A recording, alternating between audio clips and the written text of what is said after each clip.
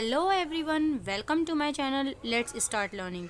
आज के इस वीडियो में हम एक्सरसाइज 1.2 का क्वेश्चन नंबर 1 डिस्कस करने वाले हैं।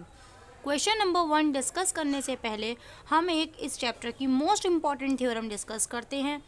तो let's start the video. The theorem is let p be a prime number. If p be a prime number, आपको क्या करना है, p एक प्राइम नंबर लेट कर लेना है। प्राइम नंबर्स कौन से नंबर्स होते हैं? जो नंबर्स सिर्फ और सिर्फ अपने टेबल में और एक 1 के टेबल में, विच मीन्स जिनके पास सिर्फ 2 फैक्टर्स होते हैं, 2 फैक्टर के अलावा तीसरा फैक्टर नहीं होता है। The one is itself and the second one is 1।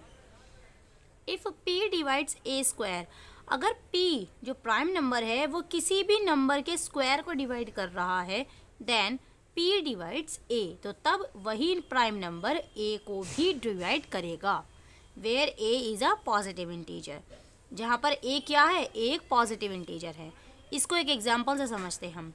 3 divides 15 square, 3 जो है 15 का स्क्वायर दैट इज 225। 3 जो है इस नंबर को, पूरे नंबर को डिवाइड्स कर सकता है, ठीक है।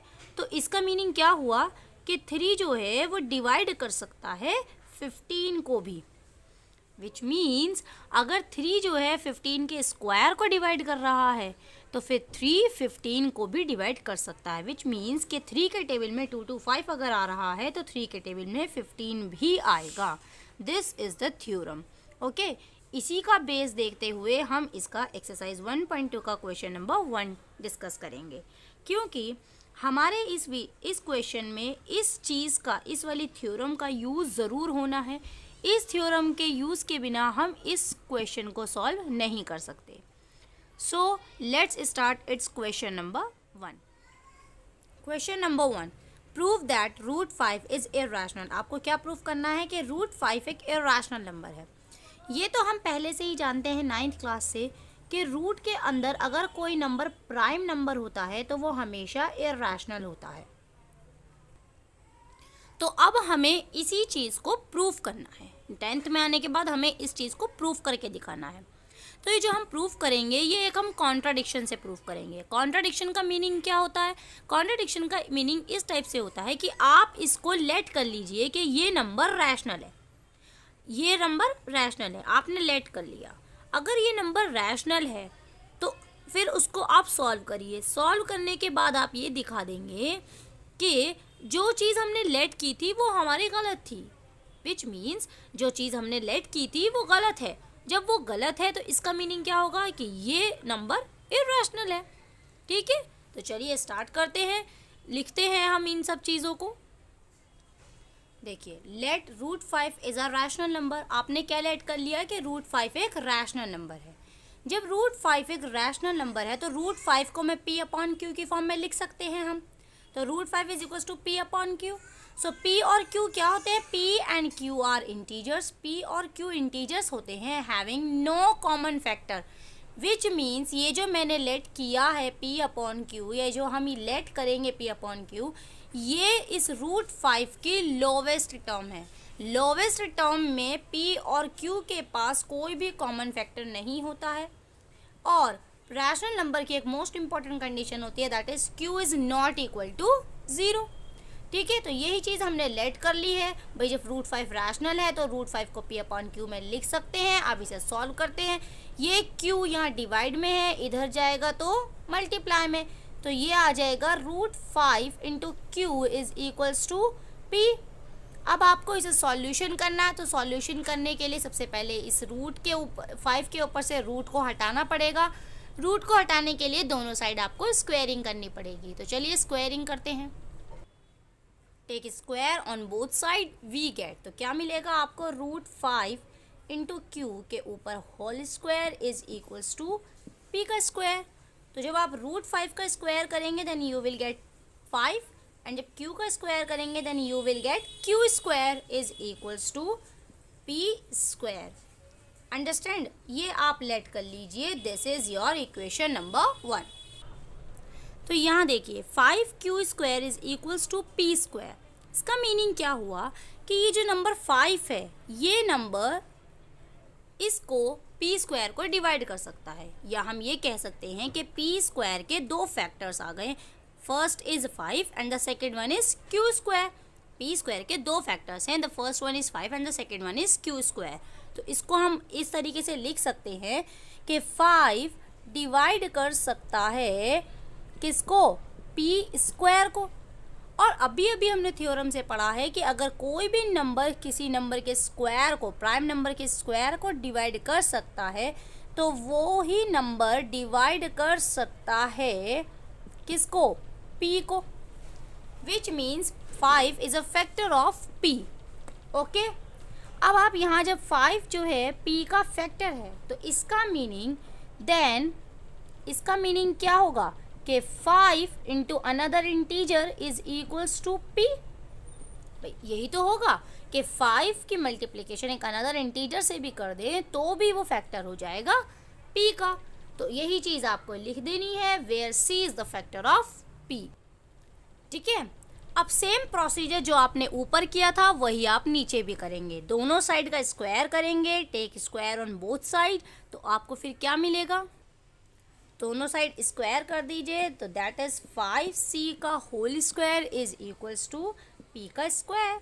अब 5 का square that is 25, okay, c का square that is c square is equals to p square as it is. अब यहाँ देखिए p स्क्वायर आ रहा है और इक्वेशन नंबर 1 में हमने p स्क्वायर को क्या लिखा हुआ है, 5q स्क्वायर। तो विच मीन्स इक्वेशन नंबर 1 से p स्क्वायर की वैल्यू मैं यहाँ पुट कर सकती हूँ, that is 5q square. 25c square as it is equals to p square के प्लेस पर 5q स्क्वायर। तो आप यहाँ लिख दीजिए by equation number 1 p square is equals to 5q square. Okay, अब क्या होगा, अब आप यहाँ देखिए 5 है यहाँ पर और यहाँ पर है 25, 5 1 जा 5 एंड 5 5 जा 25, then you will get 5c square is equals to q square. तो सेम ये कंडीशन जैसे ऊपर आई थी वैसे ही कंडीशन यहाँ आ गई। तो इसका मीनिंग हम कह सकते हैं कि जो 5 है वो डिवाइड कर सकता है q स्क्वायर को, 5 डिवाइड्स q स्क्वायर। ओके, और जब 5 q स्क्वायर को डिवाइड कर सकता है तो 5 डिवाइड कर सकता है q को भी। ओके, अब यहाँ देखिए, यहाँ हमने लिखा था कि 5 डिवाइड कर सकता है p को और सेम 5 डिवाइड कर सकता है q को। इसका मीनिंग क्या हो गया कि 5 is a common factor of p, q and p। 5 जो है वो p एंड q का कॉमन फैक्टर है। और अभी जब हमने लेट किया था तो तब हमने लिखा था कि √5 is equals to p upon q, where p and q are integers having no common factor, उनके पास कोई भी कॉमन फैक्टर नहीं है। तो जब नो कॉमन फैक्टर हमने लेट किया था और लेकिन जब हमने सॉल्यूशन किया तो सॉल्यूशन करने के बाद p और q का एक कॉमन फैक्टर आ गया, that is 5। So which means our assumption is wrong. So वही चीज़ हमने लिख दी, 5 is a common factor of p and q। 5 जो है कॉमन फैक्टर आ गया p और q का। तो जब p और q का कोई कॉमन फैक्टर आ गया तो विच मीन्स जो हमारा एज्यूम्शन था वो रॉन्ग हो गया। तो which contradicts our assumption that √5 is rational. जो हमने लेट क्या किया था कि √5 एक रैशनल नंबर है। तो जब वो रैशनल नहीं है तो which means √5 is irrational. Okay, और ये हमारा प्रूव हो गया, दिस इज आर प्रूव्ड।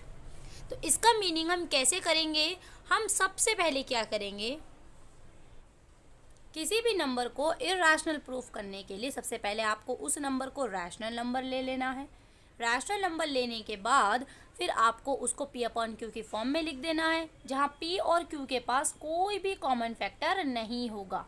जब कॉमन फैक्टर नहीं होगा तो हमें यही प्रूफ कर देना है कि इन दोनों के पास कोई कॉमन फैक्टर है। तो जब कॉमन फैक्टर आ जाएगा तो हमारा एज्यूम्शन रॉन्ग हो जाएगा। तो उसके लिए हमें इधर सॉल्व करना पड़ेगा। सॉल्व करने के लिए सबसे पहले इसको p को एक साइड और q को एक साइड लेकर जाना पड़ेगा। फिर दोनों साइड का स्क्वायरिंग करनी है। स्क्वायरिंग करने के बाद हमारे पास कुछ इस टाइप से आ जाएगा, that is 5q square equals to p square. इसका मीनिंग क्या हो जाएगा कि 5 जो है डिवाइड कर सकता है पी स्क्वायर को। तो जब 5 पी स्क्वायर को डिवाइड कर सकता है तो 5 डिवाइड कर सकता है पी को, क्योंकि ये हम थ्योरम पढ़ चुके हैं। देन तो तब हम क्या कर सकते हैं कि 5 इंटू एक factor of p is equals to हो जाएगा p के, where c is the factor of p। पहले 5 तो पहले से ही p का फैक्टर है, हमने एक और फैक्टर ले लिया दैट इज c, कि वो भी एक फैक्टर होगा p का। तो जब ये 5c is equals to p है तो हम दोनों साइड का स्क्वायरिंग कर देंगे। स्क्वायरिंग करने के बाद 5c square equals to p square आ जाएगा।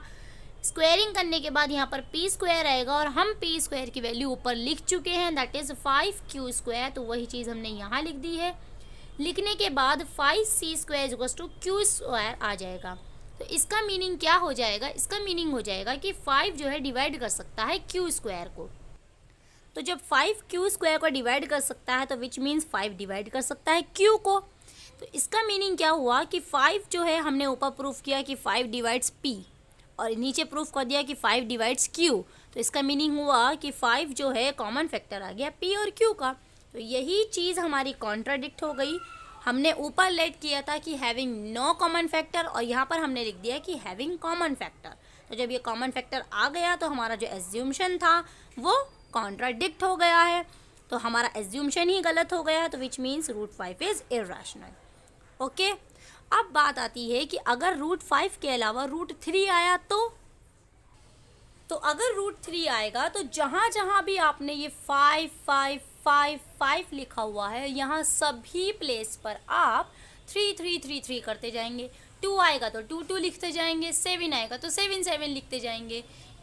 जो आपका ये प्रोसीजर है, ये प्रोसीजर कभी भी चेंज नहीं होगा, ओनली जो यहाँ की डिजिट है वो चेंज हो जाएगी। ओके, आई होप ये क्वेश्चन आपको समझ आया होगा और ये वीडियो आपको हेल्पफुल लगी होगी।